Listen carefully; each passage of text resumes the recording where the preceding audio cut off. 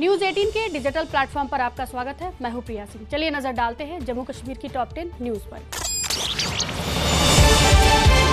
जम्मू कश्मीर विधानसभा में हुई चर्चा पर जवाब देते हुए मुख्यमंत्री उमर अब्दुल्ला ने डेली वेजर्स को लेकर बड़ा बयान दिया है। सीएम ने कहा कि वो सरकारी कर्मचारियों की भलाई और डेली वेजर्स को रेगुलराइज करने के लिए कमिटेड है। सीएम ने कहा कि डेली वेजर्स पर कमेटी बनाई गई है, वो डेली वेजर्स की भावनाओं से नहीं खेल रहे हैं। सीएम ने यह भी कहा कि पिछली सरकार ने अपॉइंट किया था और कोई भी सरकार इनके मुद्दों को रेगुलराइज नहीं कर सकी। यहां तक कि पिछली पीडीपी और बीजेपी सरकार ने भी इस डेली वेजर्स के लिए कुछ नहीं किया। अब हम ऐसा प्लान बना रहे हैं ताकि वे किसी भी लीगल मामले में न फंसे। एक कमेटी बनाई गई है जो जल्द ही रिपोर्ट सौंप देगी। हम इस फाइनेंशियल ईयर से इन डेली वेजर्स को फेज में रेगुलराइज करना शुरू कर देंगे। इन सभी डेली वेजर्स को रेगुलराइज करने में कुछ समय लगेगा। स्पीकर साहब, मैं अगर इनके साथ और इनके जज्बात के साथ खिलवाड़ करना चाहता तो 3-3.5 साल खामोश रहता। आखिरी में 1 साल जो है इस चीज़ को मैं खींच लेता और फिर इलेक्शन से पहले कह देता ना, अब कोड लग गया है, हम कर नहीं सकते, जो कि इनके साथ पहले भी हुआ है। ये डेली रेटेड वेजर्स जो हैं, ये temporary workers, seasonal, ad hoc, ये अभी के लगे हुए नहीं हैं, लगातार पिछले 20-30-40 साल से लगते आए हैं। लेकिन हकीकत ये भी है कि कोई हुकूमत जो है इनका मसला हल नहीं कर सकी। हमने एक पॉइंट तक इसको लाया था, हुकूमत गई, तैयार करके सारा माहौल रखा गया था, पीडीपी बीजेपी के हवाले किया। उन्होंने क्या किया क्या नहीं किया वो खुद जानते हैं। आज बड़ी हमदर्दी जताते हैं इन मुलाजमों के साथ, बड़े बड़े यहाँ पे अल्फाज इस्तेमाल किए जाते हैं, बड़ी बातें की जाती हैं, लेकिन ये नहीं कहते कि इन्होंने खुद क्या किया। लगभग ना होने के बराबर। इनके पास भी फिगर्स हैं, हमारे पास भी फिगर्स हैं। अगर कुछ खास किया होता तो मसला इतना बड़ा बनता नहीं। अब मसला हल हो और इस तरह से हल हो कि ना ये अदालत में फंसे, ना फाइनेंस डिपार्टमेंट में फंसे।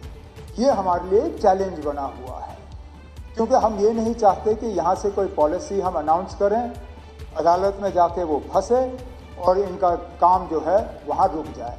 इसलिए मैंने हाउस से कहा था कि चीफ सेक्रेटरी की निगरानी में एक कमेटी हम कायम करेंगे। सही, हमने उनको 6 महीने दिया था, लेकिन 6 महीने में वो अपना काम मुकम्मल कर नहीं पाए।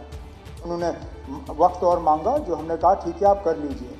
लेकिन मैंने बजट के दौरान, पहले तो ऑनरेबल लेफ्टिनेंट गवर्नर साहब के खुतबे के डिस्कशन के दौरान और उसके बाद बजट के दौरान मैंने कहा ना, इन लोगों के रेगुलराइजेशन का सिलसिला एक लीगल फाइनेंशियली वायबल तरीके से इंशाल्लाह हम इस फाइनेंशियल ईयर में शुरू करेंगे। तो वही सरकारी विभागों में खाली पड़े पदों को लेकर विधानसभा में सीएम उमर अब्दुल्ला ने कहा कि हमने नई पोस्ट नहीं बनाई है, लेकिन करीब 6000 पोस्ट भर दी है। हम 30,000 से ज्यादा पोस्ट भरेंगे। हम कुछ जॉब्स आउटसोर्स करके कुछ पोस्ट भरेंगे। हमारा काम सभी वैकेंसी को ट्रांसपेरेंट तरीके से भरना है। इस रिक्रूटमेंट प्रोसेस को तेज करेंगे। स्पीकर साहब, ये सही है, हमने कहा है कि हम लोगों को नौकरी में लगाएंगे और शुरुआत भी की। क्रिएशन और अपॉइंटमेंट में फ़र्क है। हमने ज़्यादा पोस्ट क्रिएट नहीं किए, ठीक है, हमने 600-700 क्रिएट किए होंगे, लेकिन हमने उससे कहीं गुना ज़्यादा पोस्ट भरे हैं। हमने 6,000-6,500 के आसपास जो है पोस्टें भरी हैं। और इस बार फिर मैं अपने बजट की तकरीर को दोहराता हूँ, हमने कहा है कि इस साल हम लगभग 30,000 जो हैं पोस्ट भरने का काम करेंगे। इसके लिए नई क्रिएशन की ज़रूरत नहीं है, ये खाली पोस्ट हैं, हम इन खाली पोस्ट को भरने का काम करेंगे। अगर इसके साथ साथ कुछ नौजवान जो हैं आउटसोर्सिंग से भी लग जाते हैं, ये आउटसोर्सिंग हम अपने 1 लाख के नंबर से नहीं निकाल रहे हैं। मैं ये नहीं कह रहा हूँ कि ना वो 1 लाख में से अब आप ये 20,000 आउटसोर्सिंग निकाल दीजिए, वो बोनस के तौर पे मान लीजिए, क्योंकि ठीक है ना, हम उसको नौकरी नहीं मानते, लेकिन कम से कम कमा तो रहे हैं। विधानसभा में सीएम उमर अब्दुल्ला ने जमीन कब्जा करने वालों पर एक्शन लेने का ऐलान किया है। सीएम ने कहा कि हम बड़ी जमीन कब्जा करने वालों और जमीन हड़पने वालों के खिलाफ कार्रवाई करेंगे। हम बड़े और असरदार लोगों पर कार्रवाई पहले करेंगे और गरीब लोग उसकी जद में बाद में आएंगे। हम में से कोई ऐसा नहीं है जो ये कहेगा कि एंक्रोचमेंट्स जो हैं उनके खिलाफ कार्रवाई नहीं होनी चाहिए, लेकिन बिल्कुल सही कहा श्यामलाल शर्मा जी, हाउस में है नहीं। उनका जो सुझाव, जो मशवरा रहा, मुझे लगता है डिपार्टमेंट को उसी पे अमल करना चाहिए। उन्होंने सही कहा आप निचले सतह से शुरू मत करो। बुलडोज़र जब गरीब के खिलाफ चलता है, अमीर जो है वो बच जाता है। आपने अगर बुलडोज़र चलाना है तो सबसे पहले अमीर के खिलाफ चलाओ, फिर गरीब के खिलाफ चलाओ।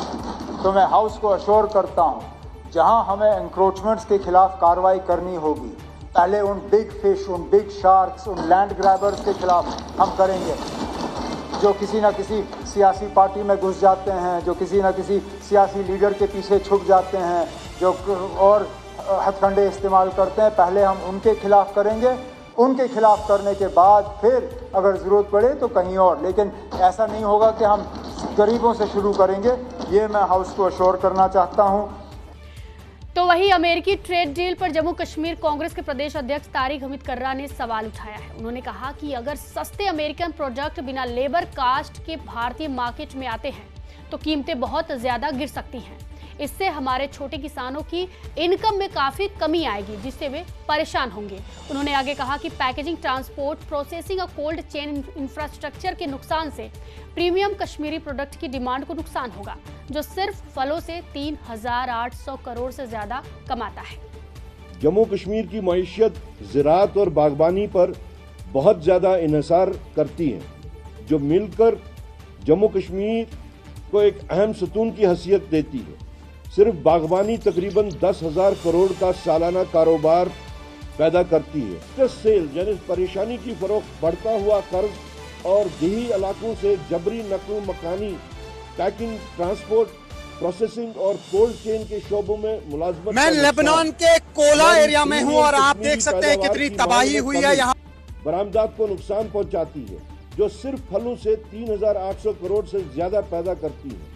नीज हालिया बरसों में बादाम और अखरोट से नुमाया आमदनी, इससे देहात के कमजोर मईशतों में लहर आएगी, अदम मसावत बढ़ेगी और आला कसाफत वाले पौधे लगाने मयार में बेहतरी और हुकूमती इमदाद स्कीमों से पेशरफ्त उलट जाएगी। हम मुतवाज़न तिजारत या कौमी इक्तिसादी मफादात के मुखालिफ नहीं हैं, ताहम किसी भी मुआहदे को हमारे जैसे कमज़ोर खित्तों की हिफाजत करनी चाहिए, जहां बागवानी महज तिजारत नहीं बल्कि बका और वक़ार के लिए लाइफ लाइन है। यूएस और इंडिया के बीच में जो अभी ट्रेड डील हुई है, उसका सबसे ज़्यादा नुकसान देश के किसानों को तो पड़ेगा ही, पर हमें हमारी स्टेट और जम्मू कश्मीर की स्टेट के जो फल उत्पादक है, जो हॉर्टिकल्चर से जुड़े लोग हैं, उनको भी पड़ेगा। हिमाचल प्रदेश में और जम्मू कश्मीर में एक ही प्रकार की टोपोग्राफी है। हम भी सेब उत्पादक है, आप भी सेब उत्पादक है। हमारे जो बागवान थे वो धीरे धीरे अपने पांव पर खड़े हो रहे थे, सेब से जुड़े व्यापार में काफ़ी वर्षों से सम्मिलित थे और अब सामर्थ्य होने की दृष्टिकोण से वो आगे बढ़ रहे हैं। कईयों ने सीए स्टोर बना लिया कि बागवान अपनी फसल का उचित मूल्य ले सके और ऑफ सीजन में उसको मार्केट में बेच सके। ये एक ऐसी ट्रेड डील हुई जिसने बागवान के सपनों को चकनाचूर कर दिया। श्रीनगर में बीजेपी के जिला प्रेसिडेंट शेख सलमान पार्टी के कुछ कार्यकर्ताओं ने lakes conservation and management authority के ऑफिस के बाहर प्रदर्शन किया। उन्होंने डिपार्टमेंट पर चुनिंदा तरीका अपनाने का आरोप लगाया, जिससे गरीबों को नुकसान होता है और असरदार परिवारों को बख्शा जाता है। शेख सलमान ने कहा कि LCMA को इलाके की झीलों की सुरक्षा और बचाव के लिए बनाया गया है, जिसका बीजेपी पूरा सपोर्ट करती है। उन्होंने कहा कि हम सभी इस बात से सहमत हैं कि हमारे झीलों की पवित्रता बनी रहनी चाहिए, लेकिन अथॉरिटी की आज की कार्रवाई एक तरफा है कि LCMA जो है ये लेक्स की कंजर्वेशन के लिए बनाया गया है, लेक्स की प्रोटेक्शन के लिए बनाया गया है। भारतीय जनता पार्टी और हम सब लोग जो है यहाँ पर ये बिल्कुल मानते हैं कि लेक्स की सैंक्टिटी जो है और लेक्स को प्रिजर्व करना बहुत ज़रूरी है। लेकिन साथ ही साथ जो सिलेक्टिव अप्रोच है LCMA का ऐसे लोगों की तरफ जिनके पास कोई एवेन्यूज़ नहीं है, जो समाज के पिछड़े हुए लोग हैं, जो ऐसे लोग हैं जिनके पास फाइनेंशियल एवेन्यूज़ नहीं है, ऐसे लोग जो है जिनके पास एक्सेस नहीं है बड़े बड़े परिवारों का, बड़े बड़े मंत्रियों का, ऐसे लोग जिनके पास कॉरिडोर एक्सेस नहीं है, ऐसे बड़े बड़े फैमिलीज, पॉलिटिकल फैमिलीज क्या, उनके साथ दोहरा व्यवहार किया जा रहा है, उनके साथ इनजस्टिस किया जा रहा है। बड़े बड़े गेस्ट हाउस बन रहे हैं, ग्रीन बेल्ट के अंदर बन रहे हैं, बिना परमिशन के बन रहे हैं। तो वही जम्मू कश्मीर में आम आदमी पार्टी के चेयरमैन डॉक्टर नवाब अमीन ने जम्मू कश्मीर सरकार की कड़ी आलोचना की है। उन्होंने कहा कि सरकार लोगों से किए वायदे पूरे करने में नाकाम रही है और इसके बजाय उसने जनता को धोखा दिया है। महराज मलिक के मुद्दे पर उन्होंने कहा कि इंसाफ देने के बजाय कानून होने के बावजूद सिर्फ बार बार कोर्ट की तारीखें दी जा रही हैं। उन्होंने कहा कि यह सिर्फ महराज मलिक की समस्या नहीं है, बल्कि उन 1 लाख लोगों की समस्या है जिनका वह प्रतिनिधित्व करते हैं। डेली वेजर रिटायर हो रहा है, 60 साल हो गए, 500-500 रुपये पे है। NHM एम्प्लॉय है, वो डॉक्टर जो है वो डॉक्टर आधे सैलरी पे काम कर रहा है, पिछले 10 साल 20 साल से काम कर रहा है। आपने जब हुकूमत संभाली थी तब बोला था आपने कि हम मीटर को तोड़ के फेंक देंगे। अब आप बोलते हो कि मेरी आंटी के घर में मीटर लगा हुआ है। खुदारा हमको ये बताइए, हमने एक आम इंसान को जब राहत नहीं पहुँचती इस पॉलिटिकल सिस्टम से तो फ़ायदा क्या है। तो वही बीजेपी के राज्यसभा सांसद गुलाम अली खटाना अपने 2 दिवसीय दौरे पर पूंछ पहुंचे हैं, जहां पार्टी जिला मुख्यालय पर जिला अध्यक्ष गुरदीप सिंह और अन्य पदाधिकारियों ने उनका जोरदार स्वागत किया। यहां उन्होंने बजट को लेकर एक पत्रकार वार्ता को संबोधित करते हुए कहा कि पीएम नरेंद्र मोदी ने बजट को एक कागज और 1 साल का वित्तीय लेखा जोखा नहीं है, बल्कि 5 साल का विजन डॉक्यूमेंट बनाया है। ये बजट जो है ये हमारी 9वीं बार जिन्होंने बजट पेश करा, निर्मला सीतारमण जी, ये एक बहुत ही दुनिया को सामने रख के, देश के युवाओं को सामने रख के, किसानों को सामने रख के, मजदूरों को सामने रख के,